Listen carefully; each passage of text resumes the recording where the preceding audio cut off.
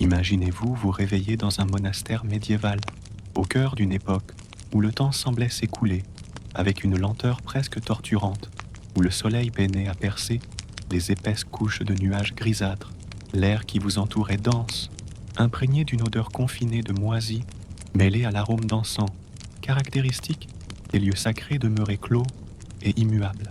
En ouvrant les yeux, vous constatez que la lumière est ténue, quasi inexistante. Les murs de pierre, épais et froids, paraissent absorber toute trace de chaleur, instaurant une atmosphère oppressante qui enveloppe chaque pas, chaque soupir. Les sons sont lointains, et la seule chose qui résonne doucement dans les couloirs est le chant solennel et répétitif des moines dans leur prière matinale.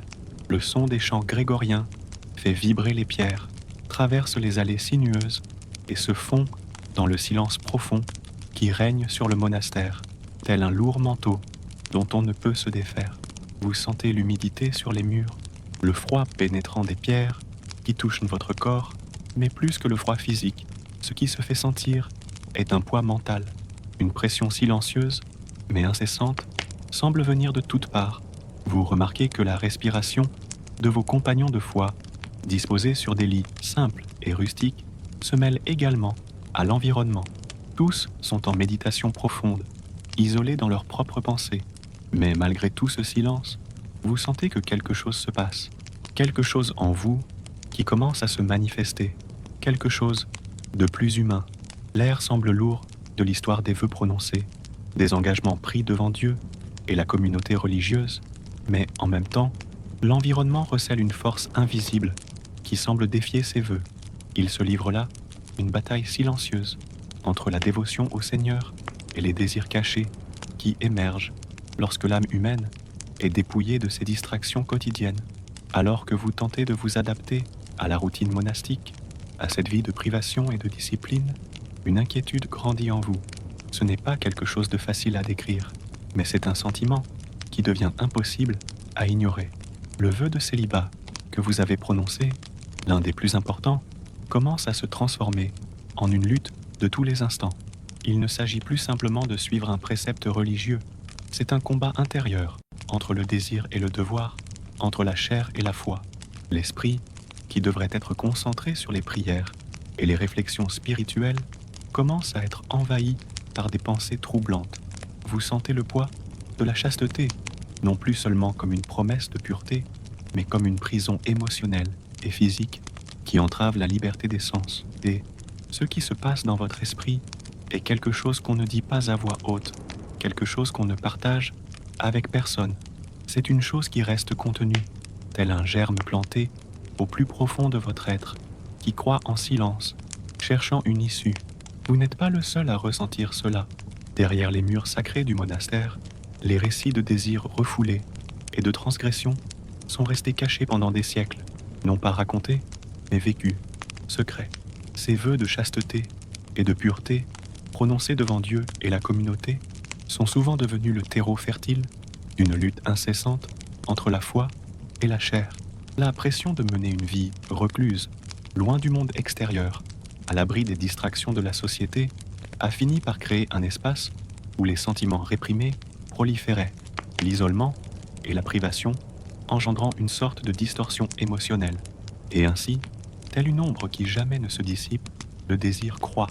Ce n'est pas quelque chose de simple, ce n'est pas une transgression passagère, c'est une bataille intérieure qui consume chaque parcelle de l'être, une guerre que beaucoup tentent de gagner, mais à laquelle peu peuvent réellement échapper, car même entre les murs de pierre et sous le manteau de la prière, l'humanité, avec ses pulsions et ses fragilités, n'en cesse jamais d'exister, alors que la vie au monastère suit son rythme rigoureux et de prière, de silence, de travail et encore de prière. La vérité se fait de plus en plus limpide. Les règles imposées ne suffisent pas à éradiquer la nature humaine, bien que le monastère ait été conçu comme un havre de pureté et de spiritualité, les tentations demeuraient. Même les moines les plus dévots, ceux qui avaient passé des années à se préparer à cette vie de renoncement, n'étaient pas immunisés contre les désirs charnels et la solitude émotionnelle. Et ces désirs, ces pulsions, prenaient souvent leur essor dans l'ombre, là où personne ne pouvait les observer, là où le péché résidait uniquement dans l'esprit et le cœur. En effet, la vie au sein de ces monastères était bien plus complexe que ce que les récits religieux ont bien voulu nous faire croire. Le poids des vœux, la discipline austère, la pression sociale et religieuse, tout cela crée un espace où la lutte entre la foi et les désirs humains devient plus vive, plus désespérée. Mais pourquoi cette lutte existe-t-elle? Pourquoi ces désirs continuent-ils à se manifester, même dans un lieu voué au silence et à la pureté? La réponse est simple, et en même temps profonde, parce qu'à un certain niveau, nous sommes tous humains, et autant que l'on tente de maîtriser ou de réprimer ces forces, elles finissent par se révéler d'une manière ou d'une autre, fût-ce en silence. Les transgressions deviennent alors inévitables, mais ce que beaucoup ignorent, c'est que ces récits de désirs refoulés, ces instants de transgression, ne se limitent pas à des mots chuchotés dans la nuit ou à des regards furtifs à la cantine. Ce ne sont pas uniquement les événements qui se déroulaient dans l'ombre. Ces histoires ont façonné le destin même de nombreux monastères au fil de l'histoire. Certaines de ces transgressions furent si significatives que le pouvoir même de l'Église s'est vu contraint d'intervenir. Par crainte de l'impact sur les fidèles, de la manière dont ces scandales pourraient affecter la moralité de la population, l'Église étouffait fréquemment ces épisodes, réduisant au silence les personnes impliquées, effaçant les preuves. Mais dans certaines situations, les scandales étaient si profonds, si visibles, qu'ils ne pouvaient être dissimulés. Ce que cela nous enseigne, c'est que, aussi fort que nous tentions de cacher ou d'ignorer certaines parties de notre nature, elles finissaient inévitablement par refaire surface, défiant les normes établies et révélant ce qui se cache derrière la façade de pureté. Avant de poursuivre notre périple et d'explorer plus avant ces récits de secrets historiques et d'événements qui ont transgressé les limites de la moralité, je vous invite à aimer la vidéo et à vous abonner à la chaîne. Ce faisant, vous vous joindrez à nous dans cette quête de vérité cachée et de révélation demeurée dans l'ombre de l'histoire. Alors, préparez-vous à plonger encore plus profondément, tandis que nous défions les conventions et mettons au jour les secrets que peu ont osé raconter. Durant des siècles, les monastères furent considérés comme des sanctuaires sacrés, des lieux de dévotion pure, où la foi s'épanouissait, sans les distractions et les tentations du monde extérieur. Ils constituaient, en essence, un havre de paix, à l'abri du chaos et des corruptions qui caractérisaient les grandes cités médiévales, et simultanément, un espace où l'homme pouvait retrouver la sérénité par le biais du renoncement. Là, entre les murs froids et robustes de pierre, le moine ou la moniale abandonnait non seulement le confort physique de la vie quotidienne, mais aussi ses propres désirs, ses propres passions. Le vœu de chasteté, celui de pauvreté et celui d'obéissance étaient imposés sous la promesse de se rapprocher de Dieu, de mener une existence entièrement vouée à la prière et au service divin. Toutefois, en pénétrant dans un monastère, il y avait plus que la seule pureté. Contrairement à ce que l'histoire nous a enseigné sur ces lieux sacrés, la vie en leur sein était en réalité empreinte de profondes contradictions. Autant les moines et les nonnes se consacraient à la vie de prière, isolés du monde extérieur, dans un environnement où les principes du christianisme étaient exaltés à l'extrême, autant il existait, et a toujours existé, une lutte constante entre la foi religieuse et la chair. Le renoncement à la tentation n'était pas un processus simple, mais plutôt une bataille intérieure incessante, livrée à chaque heure, à chaque prière et à chaque instant de silence. Les murs de pierre, érigés pour symboliser la séparation du monde profane et du royaume spirituel, n'empêchaient pas les luttes qui se déroulaient au sein de l'âme humaine. C'était une lutte menée au cœur de chaque moine, où la force de la foi se heurtait aux faiblesses de la nature humaine. Imaginez donc vous réveiller chaque jour dans cet environnement monastique, où le silence est plus qu'une simple absence de bruit. Il est oppressant, pesant, tel un linceul recouvrant l'esprit et bridant la liberté. L'odeur de sueur et de moisie qui imprégnait l'air des cloîtres et des dortoirs communs se mêlait à l'encens censé purifier les lieux, instaurant une atmosphère à la fois dévote et étouffante. Chaque inspiration, chaque mouvement au sein de cet endroit rappelait que la privation n'était pas uniquement physique, mais aussi émotionnelle.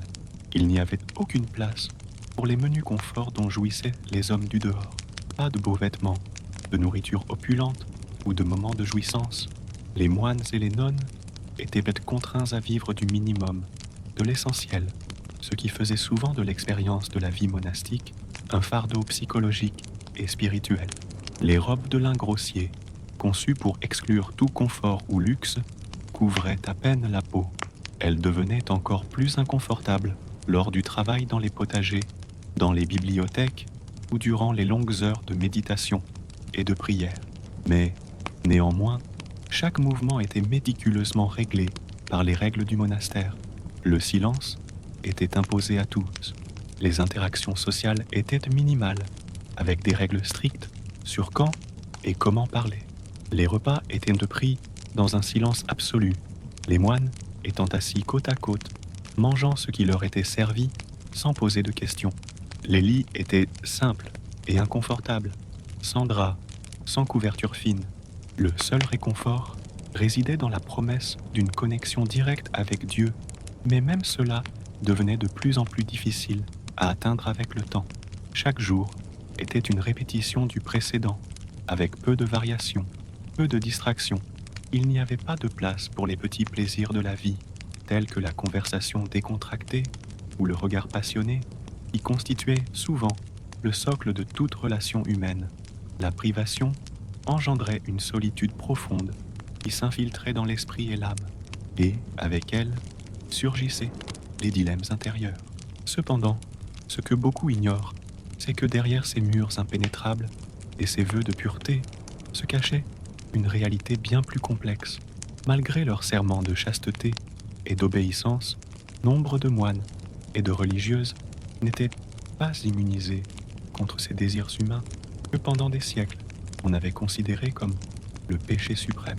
Cette lutte perpétuelle contre les pulsions charnelles était en réalité l'une des expériences les plus humaines qui soient. Ce qui se tramait dans les confins de chaque monastère ne transparaissait souvent ni dans les récits de l'Église, ni dans les témoignages des fidèles. Mais l'histoire recèle des secrets et, entre ces murs sacrés, les vœux de pureté n'étaient pas aussi inviolables qu'on le croyait. Les désirs interdits, les regards furtifs, les conversations chuchotées dans des recoins isolés, les mains qui se frôlaient dans des moments d'affliction, tout cela s'est répété au sein des monastères au fil des siècles.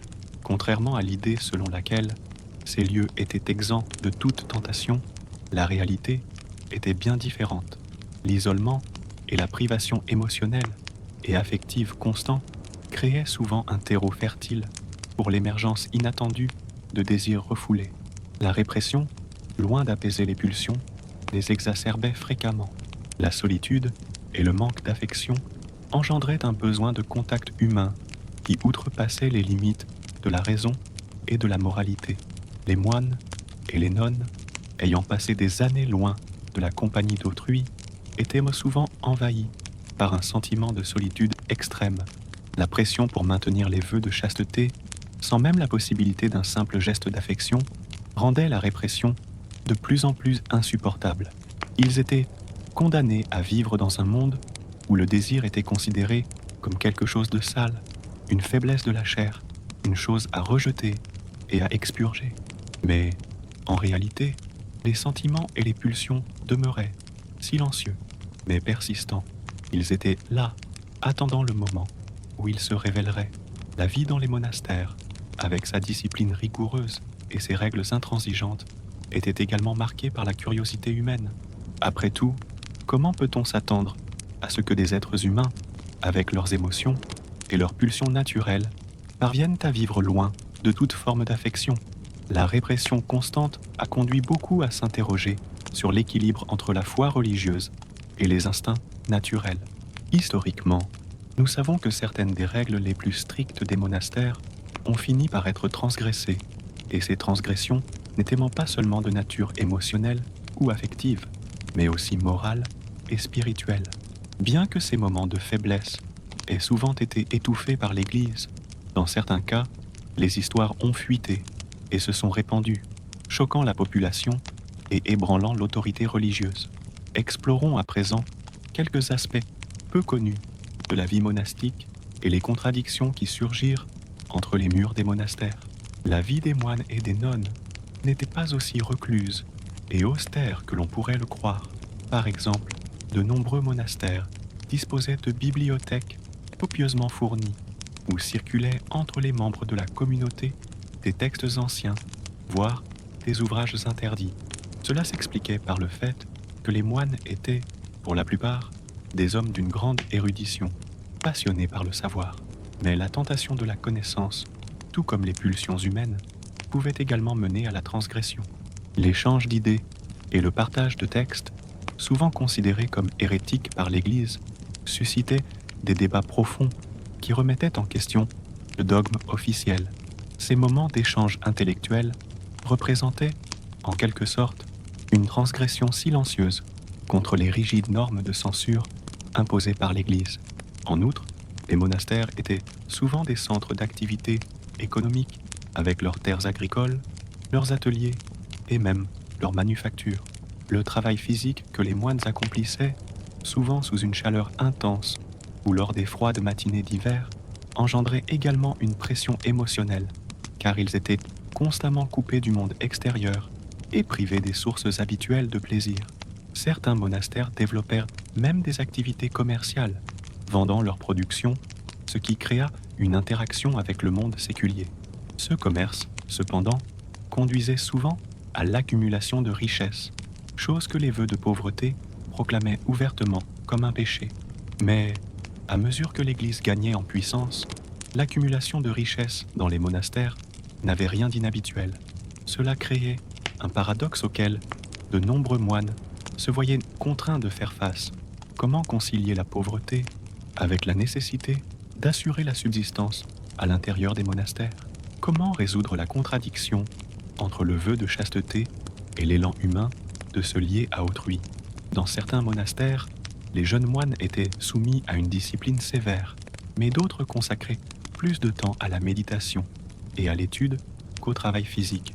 La tension entre les aînés et les cadets était palpable, et de nombreux monastères vivaient dans un état constant de réorganisation sociale.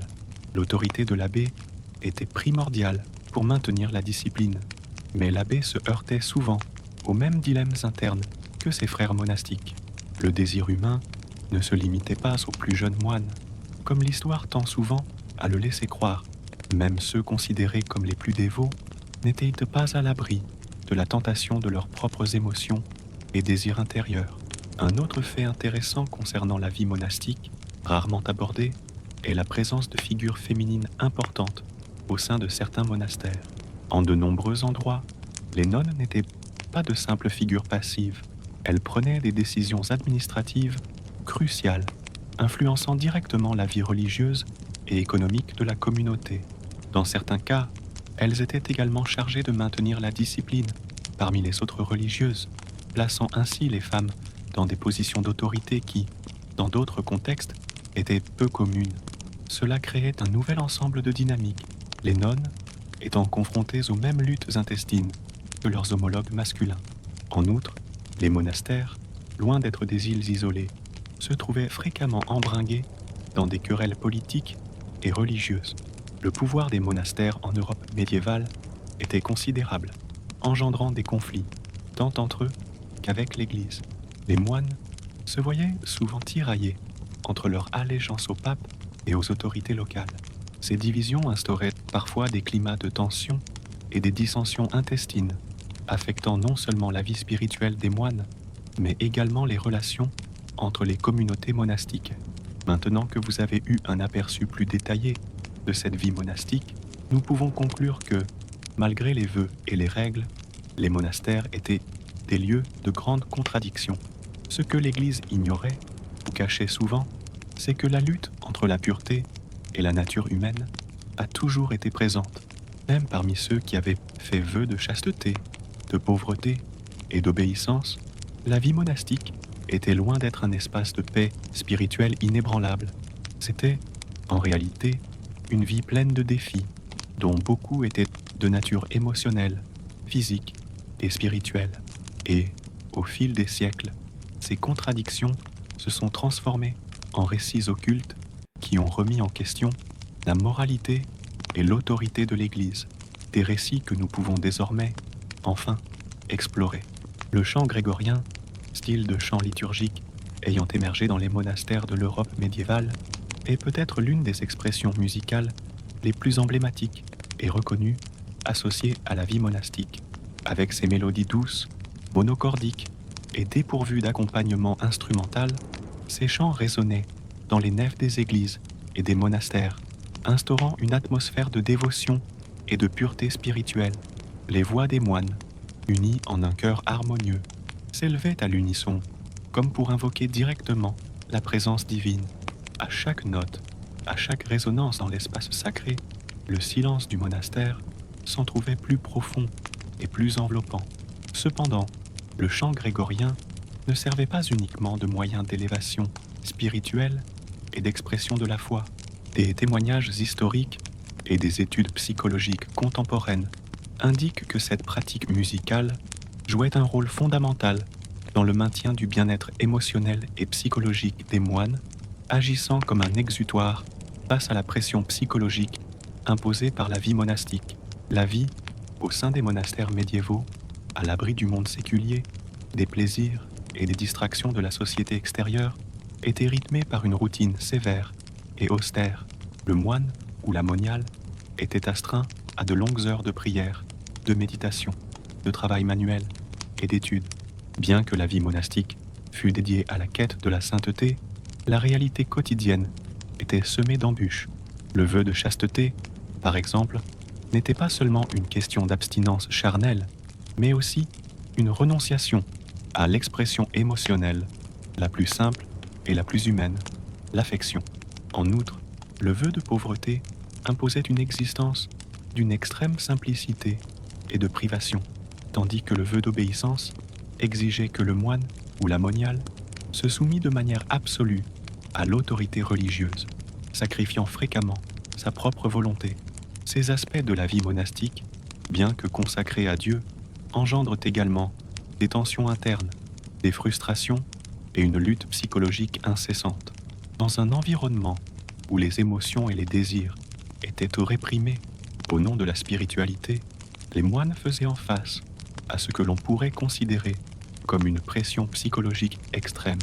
L'esprit et le corps étaient en conflit permanent, cherchant un équilibre entre les exigences d'une vie austère et les besoins naturels et humains. C'est dans ce contexte que les chants grégoriens jouaient un rôle thérapeutique et restaurateur. Leur mélodie douce et répétitive, associée aux paroles sacrées, créait une atmosphère de calme et de sérénité, essentielle pour apaiser les tensions émotionnelles des moines.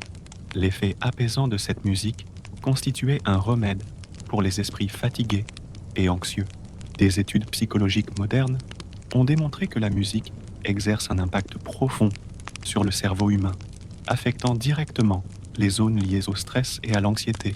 Le chant grégorien, avec ses lignes mélodiques lentes et paisibles, stimulait la libération d'hormones de relaxation telles que l'ocytocine et la sérotonine, contribuant ainsi à réduire les niveaux de cortisol, l'hormone principale du stress.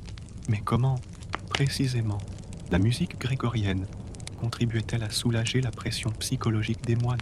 La réponse réside dans la structure même de la musique. Le chant grégorien se caractérise par sa simplicité, dépourvu d'harmonie complexe ou de distraction instrumentale. Il est monophonique, c'est-à-dire que toutes les voix entonnent la même mélodie, à l'unisson, créant une sensation d'unité et de cohésion entre les chantres. Ce type de musique répétitive et méditative ne fait pas qu'apaiser l'esprit. Il induit également un état de transe légère, où les pensées les plus agitées peuvent être calmées et les sentiments refoulés abordés plus sereinement. D'une certaine manière, le chant devenait une forme de méditation sonore, aidant les moines à se connecter à une paix intérieure et à un sentiment de transcendance spirituelle. En chantant les paroles sacrées en latin, les moines n'exprimaient pas seulement leur dévotion, mais créaient également un espace propice au relâchement des tensions accumulées au fond de leur esprit. Le latin, avec sa sonorité distante et presque ritualistique, avait le pouvoir de transporter les moines au-delà des préoccupations quotidiennes, leur permettant de se concentrer entièrement sur l'expérience spirituelle. Cet éloignement du temporel et cette focalisation sur la révérence divine contribuaient à métamorphoser l'angoisse intérieure en une expérience de sérénité et d'harmonie. Un autre aspect fascinant réside dans l'effet que le chant grégorien exerçait sur la perception du temps. La structure répétitive et cadencée des mélopées contribuait à modeler la perception temporelle des moines. Loin de se sentir accablés par le poids du temps, les moines éprouvaient souvent un sentiment d'intemporalité lorsqu'ils chantaient. Les heures de prière et de chant représentaient, pour beaucoup, une manière de transcender les limitations physiques et temporelles. Plutôt que de considérer les prières comme une obligation à accomplir, les chants métamorphosaient cet instant en une expérience spirituelle captivante et régénératrice. En outre, l'effet apaisant du chant grégorien ne se limitait pas à l'enceinte des églises et des chapelles. De nombreux récits historiques indiquent que la pratique du chant se déroulait également dans d'autres parties du monastère, telles que les réfectoires ou les cloîtres. Même lors des activités quotidiennes les plus simples, les moines chantaient fréquemment en chœur, afin de maintenir la quiétude et d'éviter que les tensions internes n'affectent la vie commune au sein du monastère. La musique, par conséquent, n'était pas seulement une composante de la liturgie, mais un outil continu de guérison et de tranquillisation dans le quotidien monastique. Dans les moments de quiétude, entre les prières, l'écho des chants murmurés continuait de résonner dans l'esprit et le cœur des moines. Cela les aidait à maintenir un sentiment de finalité et de connexion avec le divin, mais aussi un soulagement émotionnel. Le chant n'était ni une distraction, ni une échappatoire. Au contraire, il offrait une manière d'embrasser l'expérience même de la souffrance et du désir, permettant aux moines de faire face à leurs difficultés psychologiques avec un sentiment de sérénité et de spiritualité. Il convient également de souligner la discipline rigoureuse que requiert la pratique du chant grégorien. Pour les moines, il ne s'agissait pas simplement de chanter les mots. Le chant devait être exécuté de manière irréprochable, avec un dévouement absolu. Cette discipline stricte aidait les moines à se concentrer pleinement sur l'instant présent, empêchant les pensées perturbatrices ou les émotions refoulées de parasiter cette pratique. L'effort collectif, visant à produire un chant pur et harmonieux, tissait un sentiment de cohésion entre les moines, favorisant une fraternité qui contribuait davantage au soulagement du stress et de l'anxiété. En somme, le chant grégorien fut bien plus qu'une simple forme d'adoration. Ce fut un outil psychologique essentiel qui aida les moines à surmonter les difficultés émotionnelles et psychologiques découlant de leur vie austère et recluse. En chantant, les moines non seulement se rapprochaient de Dieu, mais trouvaient également un répit face à la pression interne, créant ainsi un havre de quiétude où l'esprit et l'âme pouvaient trouver le repos. Cette connexion profonde entre la musique, l'esprit et la spiritualité révèle à quel point les pratiques religieuses médiévales constituaient, à bien des égards, une réponse holistique aux défis humains, tandis que les murs du monastère imposaient une séparation d'avec le monde extérieur. Le chant grégorien contribuait à combler cet intervalle, offrant aux moines un moyen d'affronter leurs propres tensions intérieures, avec calme, force spirituelle et sérénité. L'impact du chant grégorien, par conséquent, transcende la simple pratique liturgique. Il se révèle comme l'une des clés pour comprendre comment les moines parvenaient à concilier la rigueur de la vie monastique avec le besoin humain d'apaiser le stress et les tensions émotionnelles. Cet équilibre entre le sacré et l'humain, entre la prière et la musique, constitue le fondement d'une expérience monastique qui, bien que marquée par la sévérité, renfermait également des mécanismes profonds pour favoriser le bien-être psychologique et spirituel de ses membres. Au sein des murs d'un monastère médiéval, le vœu de silence était bien plus qu'une simple règle. Il constituait l'une des expressions les plus profondes de la dévotion spirituelle. Les moines et les nonnes en prononçant ce vœu, recherchaient la purification de l'âme et une connexion directe avec le divin.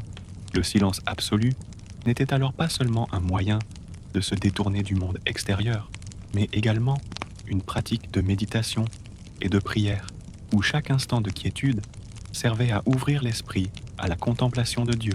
Cependant, derrière cette intention spirituelle se cachait un effet psychologique profond et souvent troublant qu'il ne saurait être ignoré. Alors que le silence était considéré comme un refuge de pureté, un espace d'introspection où le moine pouvait se concentrer pleinement sur sa foi, il créait également un vide émotionnel immense, un vide où les sentiments refoulés et les désirs oubliés pouvaient prendre de l'ampleur. Le silence, en quelque sorte, devenait un terreau fertile pour l'intensification des émotions et des pulsions humaines qui, dans d'autres circonstances, auraient été plus facilement maîtrisées. Le moine, plongé dans ce calme, se voyait contraint d'affronter ses propres sentiments de désir, de frustration et de solitude d'une manière qui se serait rarement produite en dehors de cette condition. Le vœu de silence, outre son caractère religieux, imposait également une répression émotionnelle. Imaginez la vie d'un moine qui, après avoir prononcé son vœu de silence, ne pouvait plus échanger avec ses frères, partager ses pensées, ses préoccupations ou ses émotions. Pour beaucoup, cela devenait un fardeau psychologique considérable. La vie au monastère, marquée par l'absence constante de communication verbale, obligeait le moine à affronter ses propres sentiments sans la possibilité de trouver du réconfort dans des mots ou des interactions avec autrui. Plutôt que de trouver un soulagement dans les conversations, le moine était contraint de tout intérioriser, ce qui, avec le temps, pouvait exacerber les sentiments refoulés, les rendant plus difficiles à supporter. L'absence d'expression verbale et le manque d'interaction sociale créaient une expérience unique de solitude émotionnelle, une solitude qui n'était pas seulement physique, mais aussi psychologique et spirituelle.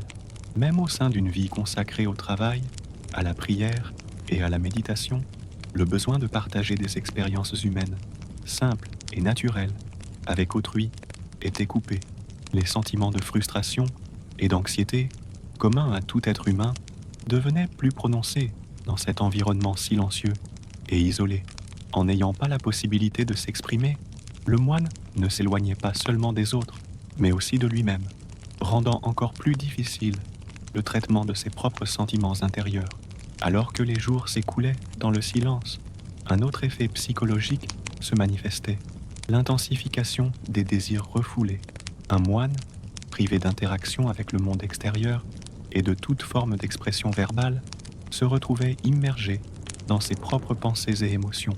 Ces désirs, qui auraient pu être facilement ignorés ou sublimés dans un environnement plus social et dynamique, commençaient à s'exacerber dans un espace où l'esprit et le cœur étaient quasiment isolés. Le désir humain, qu'il s'agisse d'affection, de compagnie ou même d'une simple connexion humaine, devenait de plus en plus ardu à ignorer. Même dans un cadre religieux où les pratiques ascétiques visaient à dompter ces aspirations, le manque de communication rendait ces sentiments plus latents et par conséquent plus difficiles à maîtriser. Le silence, censé être un moyen de purifier l'âme et de la rapprocher de Dieu, finissait souvent par faire ressurgir les pulsions les plus primitives et difficiles à maîtriser. Il était impossible de masquer le désir d'une conversation, d'un geste d'affection, d'une connexion humaine qui transcenderait les règles austères du monastère. La répression de ces désirs, qui aurait dû être une pratique spirituellement transformatrice, se muait fréquemment en une lutte quotidienne et angoissante. L'esprit, privé désormais de mots pour se distraire ou se soulager, se repliait avec une intensité accrue sur ses propres ressentis et aspirations, souvent sans parvenir à les contenir. Ce conflit intérieur, engendré par le vote de silence, se muait souvent en une véritable lutte psychologique. Les moines, bien qu'engagés dans leur foi et leurs vœux de chasteté, n'en demeuraient pas moins des êtres humains, dotés de leurs besoins émotionnels et psychologiques. Ils ressentaient le manque du contact, de la conversation, de l'interaction simple et quotidienne. Même dans un espace sacré et reclus, les désirs humains ne s'évanouissait pas. Au contraire, le silence absolu se révélait être un amplificateur de ses désirs, tel un miroir, reflétant non seulement la dévotion, mais aussi les faiblesses et les limites humaines, la douleur émotionnelle de ne pouvoir partager une inquiétude, exprimer un désir, ou même solliciter un soutien affectif devenait une pression constante. Et, comme tout être humain, les moines faisaient face à leurs propres failles et imperfections, le désir de se connecter à autrui, de se sentir accepté et aimé, s'intensifiait dans cet environnement de silence, créant une lutte perpétuelle entre le désir humain et la nécessité de maintenir la discipline spirituelle. Cette bataille interne conduisait souvent à l'anxiété, à la frustration, voire à la dépression. Dans de nombreux cas, ces désirs refoulés et ces sentiments de frustration ne s'estompaient pas avec le temps. Au contraire, ils gagnaient en puissance, entravant ainsi le parcours spirituel. Faute de pouvoir gérer sainement ces émotions, les moines risquaient de devenir prisonniers de leurs propres pensées et sentiments, engendrant un cycle de souffrance intérieure qui les éloignait de la véritable paix spirituelle qu'ils recherchaient. Le silence absolu, en tant que forme de méditation et de prière, créait non seulement un espace d'introspection, mais aussi de solitude extrême. Les moines étaient physiquement proches les uns des autres, mais émotionnellement distants en raison de la rigueur du silence. Même lorsqu'ils accomplissaient des tâches quotidiennes ensemble, l'absence de parole empêchait tout lien ou connexion plus profonde entre eux. La solitude, par conséquent, n'était pas seulement physique, mais aussi émotionnelle. Il n'y avait aucun moyen de partager un moment de douleur, de joie, de doute ou même de lassitude. Chaque moine vivait son expérience de souffrance intérieure sans pouvoir alléger ce fardeau émotionnel.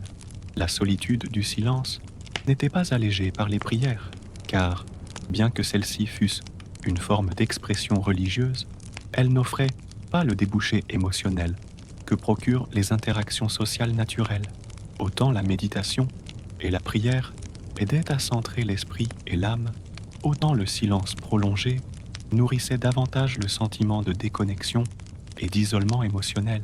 Le moine, aussi dévot fut-il, ressentait également le manque de la compagnie humaine, de l'échange de paroles, des petits gestes d'affection et de soutien qui existent naturellement dans les relations humaines. En substance, le vœu de silence agissait comme un miroir de l'âme du moine. Lorsqu'il se retrouvait contraint de vivre au sein de son propre silence, les sentiments et émotions refoulés se reflétaient avec une clarté accrue. Les tentations, les désirs et les peurs enfouies sous la discipline de la vie monastique devenaient plus apparents, et le moine se trouvait confronté à la nature humaine elle-même d'une manière qui ne pouvait être éludée. Le silence, qui semblait initialement être une bénédiction spirituelle, se métamorphosait en une arène où les conflits intérieurs acquéraient une forme encore plus prégnante. Lorsque le moine se retrouvait confronté à ses propres désirs, sans possibilité de les exprimer ou de les partager, ses sentiments pouvaient devenir intolérables. Dépourvu de mots pour apaiser la souffrance intérieure, son esprit se transformait en un champ de bataille où émotions et pulsions se disputaient l'attention. Le silence, loin de n'être qu'une expérience de quiétude intérieure, se muait en une lutte perpétuelle entre la pureté et les instincts humains. Le vœu de silence, l'une des pratiques les plus vénérables de la vie monastique médiévale, n'était pas exempte de défis psychologiques et émotionnels, bien qu'il ait été conçu comme un moyen de se rapprocher de Dieu et d'approfondir la pratique de la prière et de la méditation.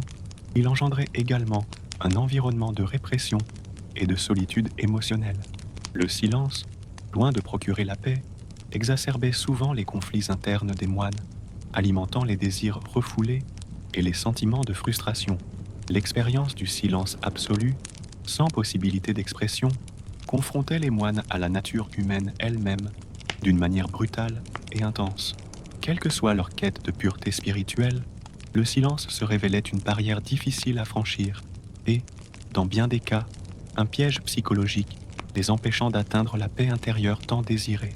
Au sein des murs d'un monastère médiéval, où la discipline était rigoureuse et les vœux de chasteté considéré comme le fondement inébranlable de la vie monastique, existait une réalité moins connue, mais tout aussi véridique. Certains moines et moniales enfreignaient leurs vœux et entretenaient des relations clandestines. Ce qui était perçu comme un sanctuaire de pureté et de dévotion était, derrière ces épaisses murailles, le théâtre de contradictions humaines. En dépit de leur consécration à Dieu et de leur engagement envers une vie de célibat, beaucoup ne parvenaient pas à réprimer entièrement leurs désirs et aspirations les plus intimes. Ces relations, souvent issues de la solitude, du manque et du désir refoulé, étaient maintenues dans le secret, à l'abri des regards de la communauté. Le silence, l'absence d'interaction sociale et la répression constante des pulsions humaines créaient un terreau fertile pour l'émergence d'affections interdites. Pour les moines et les religieuses, qui traversaient des journées ardues de labeur, de prière et de méditation, le simple fait de partager une conversation intime ou un regard tendre avec un confrère ou une consoeur pouvait être le prélude à une transgression plus grave.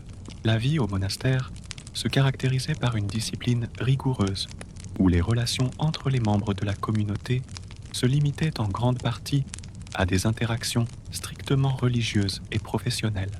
La privation de toute forme d'affection, telle que le contact physique, l'étreinte et les échanges sociaux, en dehors du cadre des pratiques cultuelles, engendrait un vide émotionnel indéniable. Même les moines les plus dévots, qui avaient choisi la vie monastique pour se consacrer entièrement à la prière et à la quête d'une communion spirituelle avec le divin, se heurtaient à leur propre nature humaine. Le silence absolu imposé à tous au sein du monastère, l'absence de relation avec le monde extérieur et la privation des expériences émotionnelles les plus courantes engendrèrent un sentiment d'isolement intense. La solitude émotionnelle, fréquemment associée à la vie monastique, était exacerbée par un environnement où le contact avec autrui était restreint et mesuré. Dans cette atmosphère de répression et de retenue, les émotions humaines, telles que l'affection et le désir, surgissaient avec une grande intensité, souvent en réaction à cet isolement forcé. Dans de nombreux cas, le désir refoulé se manifestait par des sentiments d'affection, de tendresse ou même d'attirance physique envers d'autres membres de la communauté. Les vœux de chasteté, prononcés au nom d'une vie pure et dévouée, devenaient une lutte constante contre ses propres pulsions naturelles. La répression de ces désirs ne parvenait pas à les éradiquer, mais, au contraire, finissait par les exacerber. L'absence de toute forme d'expression émotionnelle ou physique faisait que ces sentiments se muaient en quelque chose de plus complexe et de plus difficile à maîtriser. Lorsque la répression devenait insupportable, des relations clandestines surgissaient, avec des rencontres furtives dans des recoins isolés du monastère, où les sentiments et les désirs pouvaient s'exprimer, à l'abri des regards vigilants des supérieurs. Ces relations clandestines étaient le reflet d'un conflit interne permanent, la lutte entre l'engagement religieux et les pulsions humaines.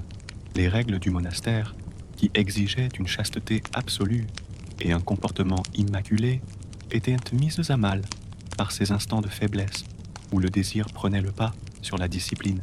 Il ne s'agissait pas d'une simple négligence ou d'une faute passagère, mais d'une bataille émotionnelle, d'une lutte constante pour réprimer une pulsion humaine fondamentale et naturelle.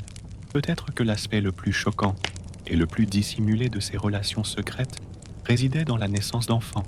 De nombreux récits historiques indiquent que dans certains monastères, ces rencontres interdites donnaient lieu à des enfants, fruits de moments de faiblesse et de désirs incontrôlables.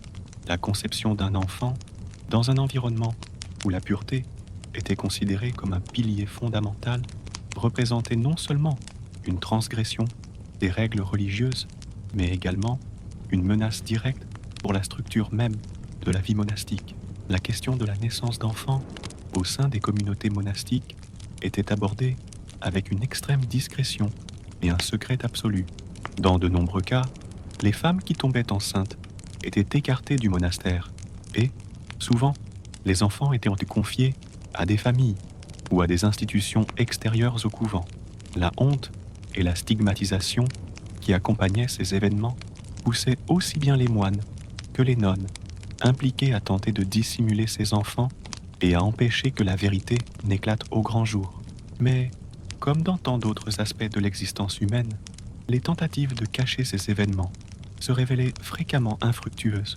Les enfants issus de ces relations clandestines demeuraient, en fin de compte, un rappel de la lutte incessante entre la nature humaine et les vœux prononcés au nom de la foi. L'idée que la chasteté totale était possible et devait être observée sous tous ses aspects dans la vie monastique se heurtait à la réalité humaine, des besoins émotionnels et physiques. La privation de contact, d'affection et d'intimité engendrait une tension qui, dans de nombreux cas, se manifestait de manière inattendue et clandestine. La naissance d'un enfant au sein d'un monastère était sans aucun doute une grave transgression, un sujet à dissimuler et à nier, mais elle représentait en même temps la réalité que, malgré tous les efforts des moines et des nonnes pour réprimer leurs pulsions, ils demeuraient avant tout des êtres humains dotés de désirs, d'émotions et de besoins, dans un environnement où le vote de silence était rigoureusement observé. Toute forme de communication hors contexte spirituel était découragée et, dans de nombreux cas, même interdite. Pourtant, même au sein de cette limitation, les sentiments les plus profonds parvenaient à trouver des voies d'expression.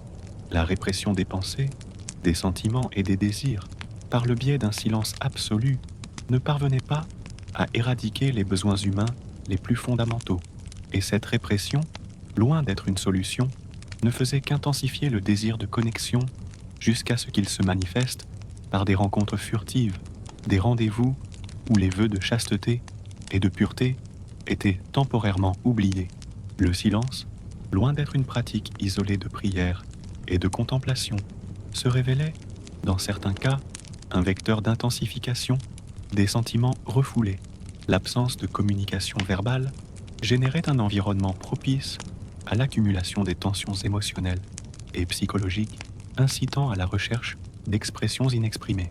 Dans ce contexte, les relations secrètes n'étaient pas seulement le reflet d'une faiblesse passagère, mais également une réponse à la carence oppressante d'interactions émotionnelles qui imprégnaient la vie monastique. Ces relations clandestines et la naissance d'enfants illégitimes représentaient une menace directe pour la hiérarchie et la moralité du monastère. Le haut clergé avait souvent le sentiment que tout scandale impliquant la transgression des vœux de chasteté affaiblirait la confiance de la communauté religieuse et des fidèles dans l'intégrité des institutions religieuses.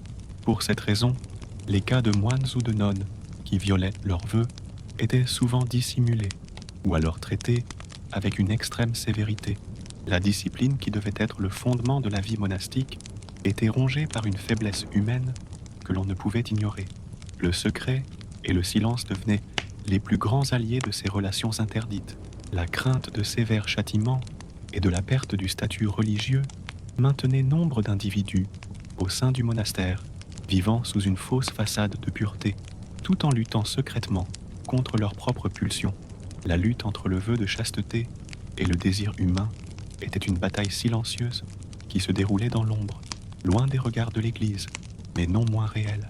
La vie dans les monastères médiévaux, aussi marquée fut-elle par des vœux de chasteté, de pureté et de dévotion, était loin d'être une existence de perfection spirituelle. La répression des désirs humains, qu'ils soient affectifs ou sexuels, conduisait à des moments de faiblesse, où les vœux étaient transgressés et les pulsions se manifestaient en secret. Des relations clandestines et même la naissance d'enfants au sein de ces monastères témoignent de la complexité de la nature humaine qui ne saurait être entièrement éradiquée par la discipline religieuse. Ces cas nous rappellent que, malgré leur apparence de sainteté et de pureté, les monastères, comme toute autre institution humaine, étaient soumises aux défaillances et aux limites de la nature humaine. Le célibat, dans sa forme la plus rigoureuse, n'était pas une solution à la répression des désirs, mais bien souvent, simplement un moyen d'intensifier les conflits intérieurs des individus. Le secret, le silence et la honte qui entouraient ces relations étaient en définitive le reflet d'une lutte plus profonde entre la foi et la nature humaine. Bien que les monastères aient été conçus comme des refuges spirituels, à l'abri des tentations du monde, la réalité était plus complexe que beaucoup ne l'imaginent. La vie monastique s'articulait autour de la prière, du silence et de la contemplation. Mais les moines et les religieuses, aussi isolés fussent-ils, n'étaient pas totalement imperméables aux influences extérieures. Les visites de nobles, de membres de leur famille ou d'autres représentants de la société constituaient des événements périodiques, souvent organisés avec une grande pompe, et bien que peu fréquents, ils avaient un impact profond sur la vie des religieuses. Ces visites extérieures, qui en principe pouvaient être considérées comme une occasion de maintenir le lien avec le monde extérieur et de recevoir un soutien matériel et spirituel, généraient également des tensions internes inattendues. Le simple fait d'interagir avec des visiteurs, surtout lorsqu'il s'agissait de femmes, avait le potentiel d'éveiller des sentiments refoulés et des émotions qui avaient été soigneusement réprimées par la discipline monastique. Bien que l'objectif fût de maintenir la pureté et la dévotion, le contact avec l'extérieur, un sourire, un échange de mots, ou même un regard plus intense, pouvait briser la barrière émotionnelle érigée par les vœux prononcés. Les moines, en particulier ceux issus de familles nobles ou de la haute société, recevaient fréquemment la visite de leurs proches. Ces visites n'étaient pas seulement des occasions d'échanger des nouvelles ou de discuter de questions pratiques, mais aussi des moments de connexion émotionnelle avec le monde extérieur. Pour beaucoup, et surtout pour les plus jeunes, ces visites suscitaient un profond conflit intérieur. Bien que le contact avec leurs êtres chers fût considéré comme une forme de soutien spirituel, il faisait également ressurgir des sentiments que les moines avaient tenté de refouler au cours des années de reclusion. La présence d'une mère, d'une sœur ou d'une amie dans un environnement conçu pour être spirituel et immaculé pouvait servir de catalyseur aux sentiments humains les plus profonds. Une étreinte, un geste d'affection, voire un simple sourire échangé pouvait raviver des sentiments d'affection, de tendresse et, dans certains cas, des désirs plus profonds qui étaient là latents. Ce type d'interaction, bien qu'apparemment innocent, rendait de nombreux moines vulnérables et en proie à un conflit intérieur avec leurs propres vœux. L'anxiété et la culpabilité engendrées par ces visites étaient immenses. Les moines, se sentant attirés par ces gestes humains d'affection, étaient en réalité mis au défi de confronter leur nature humaine qui, bien qu'étouffée par leurs vœux, ne disparaissait jamais complètement. Ce type de conflit interne générait une lutte psychologique où les moines tentaient de réprimer leurs sentiments naturels d'affection ou d'attirance, tout en se retrouvant émotionnellement impliqués dans un environnement où l'interaction sociale était limitée et extrêmement contrôlée. Parmi les plus grands défis pour les moines figuraient les visites de femmes. Bien qu'il fût courant pour le clergé de rencontrer des hommes de la même classe sociale, la présence de femmes dans les monastères ou à leurs abords engendrait fréquemment des tensions émotionnelles et psychologiques. Le simple fait de voir une femme, d'entendre sa voix, voire de sentir sa présence physique dans un environnement clos et silencieux pouvait déclencher une série de sentiments intenses, d'autant plus lorsque ces interactions étaient brèves et limitées. Pour de nombreux moines, le vœu de chasteté était loin d'être un choix aisé ou naturel. Il s'agissait d'une décision délibérée de renoncer au désir charnel, mais la tentation de maintenir une relation avec une femme, même platonique, pouvait devenir un point de vulnérabilité émotionnelle. Lorsque ces femmes, souvent épouses ou parentes de moines ou de personnes de haut rang social, visitaient les monastères, la rencontre avec elles suscitait un profond conflit intérieur. Pour ceux qui avaient eu une histoire d'affection avec ces femmes, la visite pouvait être comme un rappel d'une vie qu'ils avaient laissée derrière eux, une vie qui portait encore les stigmates du désir et de la passion. L'impact d'une visite féminine n'était pas seulement émotionnel, mais aussi physique. Le contact visuel, le sourire, la façon dont elle regardait le moine, et même la manière dont il conversait, pouvaient éveiller des sentiments réprimés depuis des années.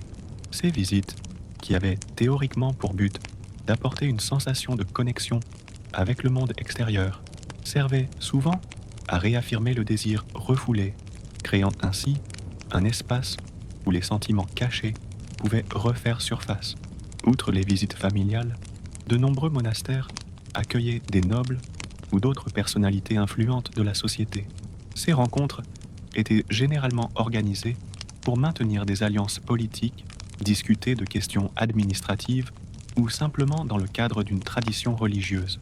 Cependant, comme toute interaction avec le monde extérieur, les visites de figures d'autorité politique présentaient également leurs propres défis sur les plans émotionnels et spirituels. La présence de nobles pouvait susciter des sentiments d'infériorité, un désir de reconnaissance, voire une aspiration subtile, mais puissante à l'affection. Les moines et les nonnes, qui passaient une grande partie de leur existence en recluse, pouvaient percevoir ces visites comme une occasion de rechercher une forme de validation personnelle, un élément absent de leur vie d'isolement. La vision d'un noble ou d'une figure respectée, le geste d'appréciation ou de reconnaissance allumait souvent une étincelle de désir qui ne se limitait pas à l'attrait physique, mais englobait également le besoin d'appartenance et d'acceptation. Aussi respectable et dévoué que puisse être un monastère, il n'en demeurait pas moins un microcosme des interactions sociales complexes qui régissaient le monde extérieur. Les visites de personnes extérieures, tout en offrant une brève échappatoire à la solitude et à la rigueur monastique, avaient également pour effet pervers de raviver les sentiments et les désirs que les moines et les nonnes s'étaient efforcés, avec une immense détermination, de réprimer. Ce qui rend ces visites si marquantes, ce n'est pas le simple fait d'interagir avec le monde extérieur, mais bien la rupture émotionnelle qu'elles provoquent. Pour les moines et les nonnes, dont les vies étaient structurées autour de la prière, du travail manuel et de l'étude religieuse, tout contact avec l'extérieur pouvait s'apparenter à une transgression. Ce type de rencontre les obligeait à confronter des sentiments qui avaient été estompés par la routine monastique. Le contact avec les visiteurs, particulièrement ceux issus du monde séculier, suscitait d'intenses tensions psychologiques. Pour beaucoup, ces tensions se traduisaient par des sentiments de culpabilité, d'angoisse et de regret. La crainte de succomber à la tentation et de rompre les vœux de pureté dominait fréquemment l'esprit des moines, faisant des visites un événement chargé d'une profonde complexité émotionnelle. Le désir refoulé s'intensifiait à l'approche de visiteurs qui, bien qu'inconscients des conflits intérieurs, incarnaient tout ce que les moines avaient abandonné en embrassant la vie monastique. Ces visites extérieures se révélaient, en fin de compte, comme une brèche dans l'isolement monastique, offrant non seulement un lien avec le monde séculier, mais aussi un terrain sur lequel les conflits internes entre la pureté religieuse et les désirs humains pouvaient être déclenchés. La privation, perçue comme une voie vers la sainteté, créait également un espace vulnérable, où la répression des pulsions humaines devenait un combat de tous les instants, une confrontation qui était exacerbée par la simple présence du monde extérieur. Dans un monde médiéval, empreint de discipline, de dévouement et de rigidité, les monastères étaient considérés comme des lieux d'ascension spirituelle. La vie monastique, qui promettait de rapprocher hommes et femmes de Dieu, était régie par de sévères règles de privation, où la sainteté était perçue comme un état atteint par la suppression des désirs terrestres. C'était, sans aucun doute, un environnement de sacrifice et d'abnégation, où moines et nonnes consacraient leur vie à un labeur acharné, à une prière incessante et au respect scrupuleux des vœux. La privation, l'une des caractéristiques cardinales de la vie monastique, était considérée comme un levier d'élévation spirituelle, une voie vers un état plus pur, plus proche de Dieu. Cependant, aussi soutenu fut l'effort visant à réprimer les besoins et les aspirations humaines, la nature intrinsèque de l'homme ne pouvait être totalement muselée. À l'instar de tout un chacun, ceux qui prononçaient les vœux sacrés et aspiraient à la sainteté étaient, en réalité, aux prises avec la même lutte intérieure que nous tous, le combat incessant entre les pulsions les plus profondes et les idéaux qui nous dirigent. L'idée que le monastère représentait une échappatoire au monde et à ses tentations était en réalité un mythe. Ce qui se déroulait à l'intérieur de ces murs sacrés n'était pas l'élimination des désirs humains, mais, au contraire, une répression constante de ces mêmes désirs. Bien que les moines et les nonnes s'efforçassent de suivre un chemin de pureté et de dévotion, il existait un conflit interne, souvent douloureux, entre leur foi et leurs pulsions les plus naturelles. La discipline, le célibat, le vœu de silence, tous ces éléments visaient à dompter et à contrôler les désirs. Cependant, cette lutte contre la nature humaine n'était pas aussi aisée qu'il y paraissait. Au milieu de tant de sacrifices, les émotions et les désirs humains ne disparaissaient pas. Ils n'étaient ni effacés par la force de la foi, ni par des prières incessantes. Bien au contraire, dans un environnement de privation et de silence, ces désirs et sentiments s'intensifiaient souvent. Le manque de distraction extérieure, l'absence d'affection et la rigidité des règles créaient une pression émotionnelle interne qui se manifestait sous diverses formes. Le désir humain est une force puissante, qu'il s'agisse d'un désir d'affection, de compagnie ou du simple besoin d'être vu et reconnu, il est profondément ancré dans la nature humaine. Lorsque ce désir est constamment réprimé, il ne disparaît pas, il ne fait que s'intensifier et devenir plus difficile à ignorer. Les moines et les nonnes, dans leur quête de sainteté, étaient confrontés chaque jour à cette réalité, gérant le conflit entre la foi qu'ils professaient et la force des sentiments qu'ils ne pouvaient maîtriser. Ce qui les distinguait des autres êtres humains n'était pas, en vérité, la pureté, mais la tentative incessante de dompter ce que tous, à un moment donné, ressentent. Le vœu de célibat était l'une des pratiques les plus rigoureuses des monastères médiévaux. Il symbolisait le renoncement au désir physique, à l'union conjugale et au plaisir intime. Pour beaucoup, ce vœu était un gage de pureté, de consécration absolue à Dieu. Cependant, le célibat constituait également un défi psychologique considérable. La privation constante d'affection et l'absence de relations de proximité engendraient une tension intérieure immense. Le vide émotionnel, généré par cette privation, se traduisait fréquemment en troubles psychologiques, tels que l'anxiété et la mélancolie, qui affligeaient moines et moniales. Bien que ces sentiments fussent souvent négligés ou tus, la répression des désirs n'était pas une simple question de discipline, c'était une lutte. Ces affaires rappellent qu'en dépit des apparences de sainteté et de pureté, les monastères, comme toute autre institution humaine, étaient un sujet aux défaillances et aux limites de la nature humaine. Le célibat, dans sa forme la plus rigide, n'était pas une solution à la répression des désirs, mais souvent seulement une manière d'intensifier les conflits intérieurs des individus. Le secret, le silence et la honte qui entouraient ces relations étaient, en fin de compte, le reflet d'une lutte plus profonde entre la foi et la nature humaine. Bien que les monastères fussent conçus comme des sanctuaires spirituels, à l'abri des sollicitations du monde, la réalité s'avérait plus complexe qu'on ne le présume souvent. La vie monastique s'articulait autour de la prière, du silence et de la contemplation, mais les moines et les moniales, aussi retranchés fussent-ils, ne demeuraient pas totalement insensibles aux influences extérieures. Les visites de nobles, de membres de leur famille ou d'autres représentants de la société constituaient des événements périodiques, souvent orchestrés avec de grandes cérémonies, et, bien que peu fréquentes, elles exerçaient une influence considérable sur la vie des religieuses. Ces visites externes, qui en principe auraient pu être perçues comme une occasion de maintenir le lien avec le monde extérieur et de recevoir un soutien matériel et spirituel, généraient également des tensions internes inattendues. Le simple fait d'interagir avec des visiteurs, surtout lorsqu'il s'agissait de femmes, avait le potentiel de réveiller des sentiments refoulés et des émotions qui avaient été soigneusement réprimées par la discipline monastique. Bien que l'objectif fût de préserver la pureté et la dévotion, le contact avec l'extérieur, un sourire, un échange de paroles, voire un regard plus appuyé, pouvait ébranler la barrière émotionnelle érigée par les vœux prononcés. Les moines, en particulier ceux issus de familles nobles ou de haut rang, recevaient fréquemment la visite de leurs proches.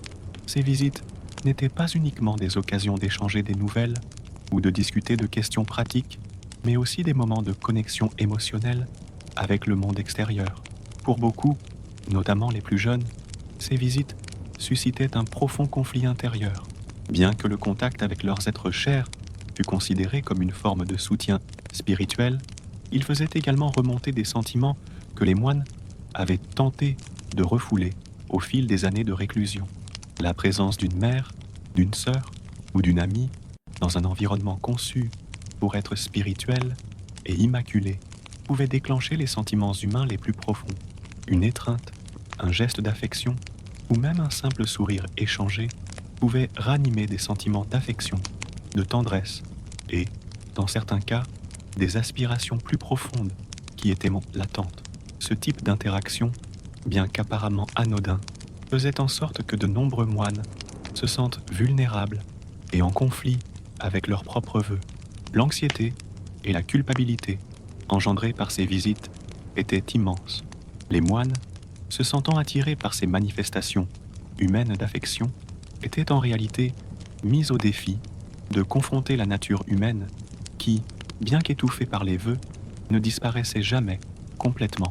Ce type de conflit intérieur engendrait une lutte psychologique où les moines tentaient de refouler les sentiments naturels d'affection ou d'attirance, tout en se retrouvant impliqués émotionnellement dans un environnement où l'interaction sociale était limitée et extrêmement contrôlée. Parmi les défis majeurs auxquels étaient confrontés les moines figuraient les visites de femmes. Bien qu'il fût courant pour les religieux de rencontrer des hommes de la même classe sociale, la présence de femmes dans les monastères ou à leurs abords engendrait fréquemment des tensions émotionnelles et psychologiques. Le simple fait de voir une femme, d'entendre sa voix ou même de ressentir sa présence physique dans un environnement clos et silencieux pouvait déclencher une kyrielle de sentiments intenses, surtout lorsque ces interactions étaient toutes brèves et circonscrites. Pour de nombreux moines, le vœu de chasteté était loin d'être un choix facile ou naturel. C'était une décision délibérée de renoncer au désir charnel, mais la tentation de maintenir une relation avec une femme, même platonique, pouvait devenir un point de vulnérabilité émotionnelle. Lorsque ces femmes, qui étaient souvent les épouses ou les parentes de moines ou de personnes de haut rang social, visitaient les monastères, la rencontre avec elles engendrait un profond conflit intérieur. Pour ceux qui avaient eu une histoire d'affection avec ces femmes, la visite pouvait être comme un rappel d'une vie qu'ils avaient laissée derrière eux, une vie qui portait encore les traces du désir et de la passion. L'impact d'une visite féminine n'était pas seulement émotionnel, mais aussi physique.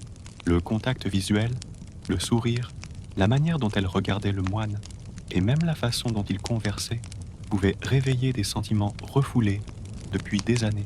Ces visites, dont le but théorique était d'apporter un sentiment de connexion avec le monde extérieur, servaient souvent à réaffirmer le désir réprimé, créant un espace pour que les sentiments cachés émergent. Outre les visites familiales, de nombreux monastères accueillaient des nobles ou d'autres membres influents de la société. Ces rencontres étaient généralement organisées pour maintenir des alliances politiques, discuter de questions administratives ou tout simplement dans le cadre d'une tradition religieuse.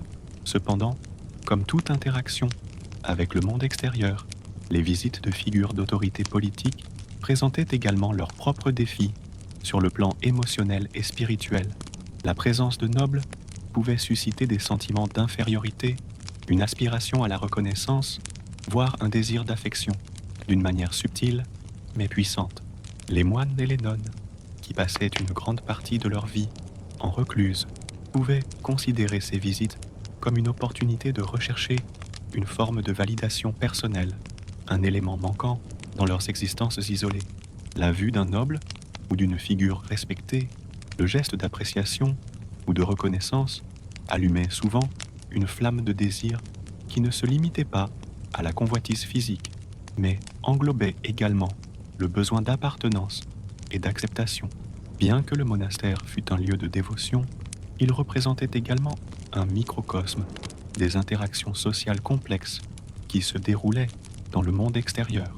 Les visites extérieures, tout en offrant une brève échappatoire à la solitude et à la rigidité monastique, avaient également pour effet pervers de réactiver les sentiments et les désirs que les moines et les nonnes s'efforçaient immensément de réprimer.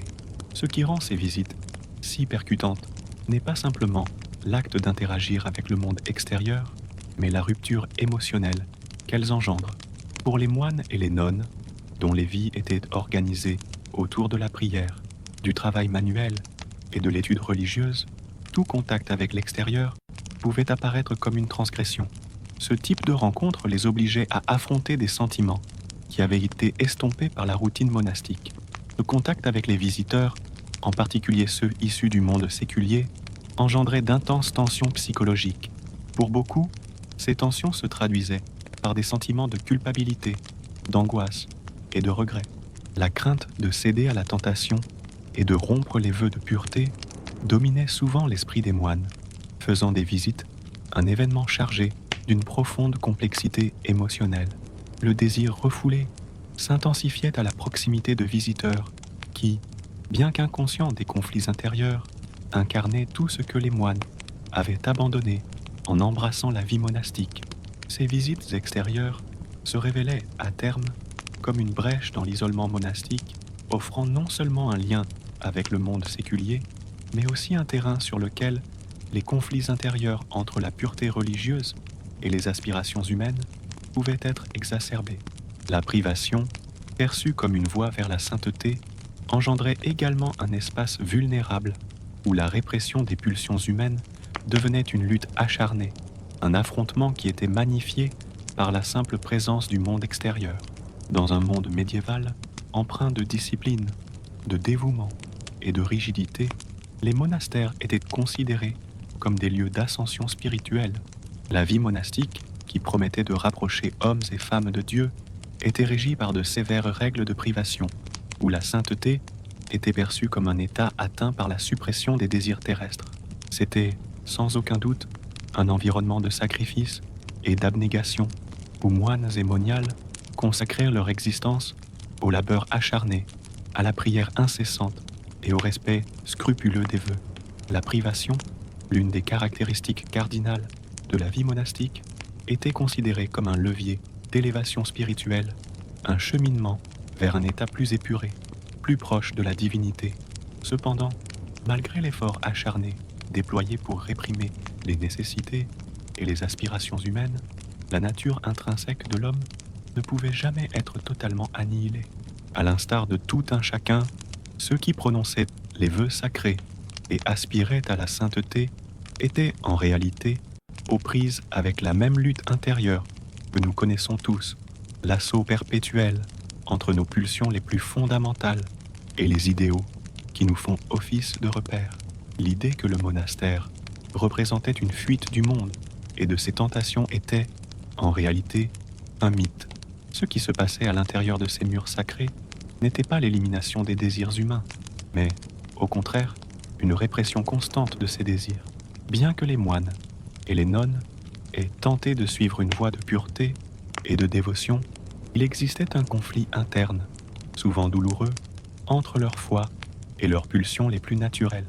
La discipline, le célibat, le vœu de silence.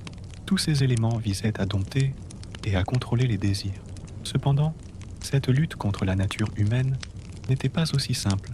Au milieu de tant de sacrifices, les émotions et les désirs humains ne disparaissaient pas. Ils n'étaient ni effacés par la force de la foi, ni par des prières incessantes. Bien au contraire, dans un environnement de privation et de silence, ces désirs et sentiments s'intensifiaient souvent. Le manque de distraction extérieure, l'absence d'affection et la rigueur des règles créaient une pression émotionnelle interne qui se manifestait sous diverses formes. Le désir humain est une force puissante, qu'il s'agisse du désir d'affection, de compagnie ou du simple souhait d'être vu et reconnu. Il est profondément ancré dans la nature humaine. Lorsque ce désir est constamment réprimé, il ne disparaît pas. Il ne fait que devenir plus intense et plus difficile à ignorer. Les moines et les nonnes, dans leur quête de sainteté, étaient confrontés quotidiennement à cette réalité, gérant le conflit entre la foi qu'ils professaient et la puissance des sentiments qu'ils ne pouvaient se maîtriser.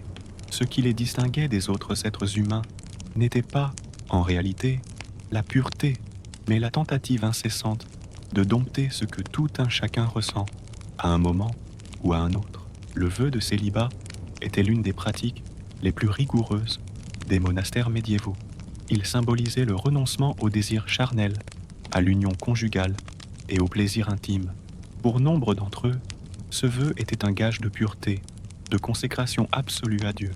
Néanmoins, le célibat constituait également un défi psychologique colossal.